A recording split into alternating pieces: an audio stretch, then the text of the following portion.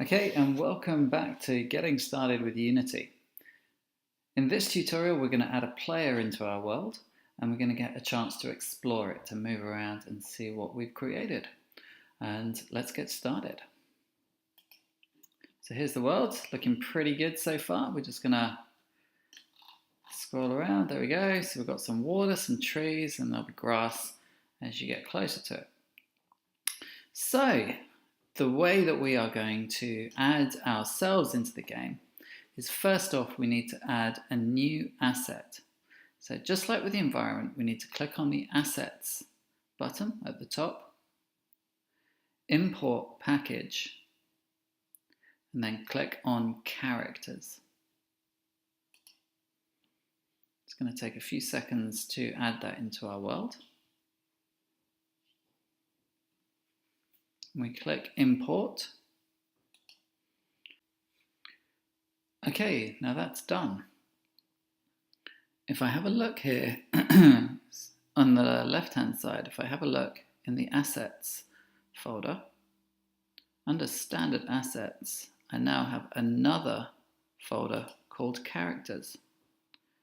If I just open that folder up, and first person character, open that, prefabs, and it gives me two choices, the FPS controller and the rigid body FPS controller. I want to choose just the FPS controller, and I'm going to drag that in. Now wherever I put this, that's where my game is going to begin. And notice in the game menu, the game window rather below, you'll see wherever I put this, the window is changing.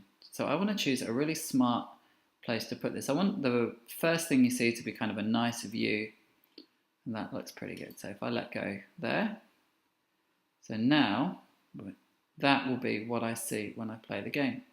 And now that's all there is to it. I can actually play the game. So this is how you do it.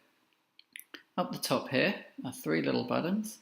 There's play, pause, and this one is a fast forward button, which we don't need to worry about. So if I click play,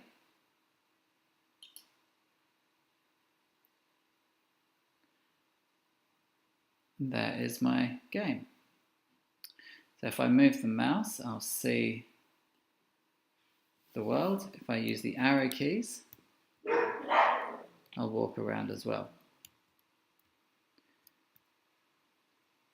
There we go. It's a little bit laggy, and that can happen if there is too much going on or if your computer's not particularly high spec. Okay. When we come to exporting this game and publishing it, things tend to run a little bit smoother. Okay.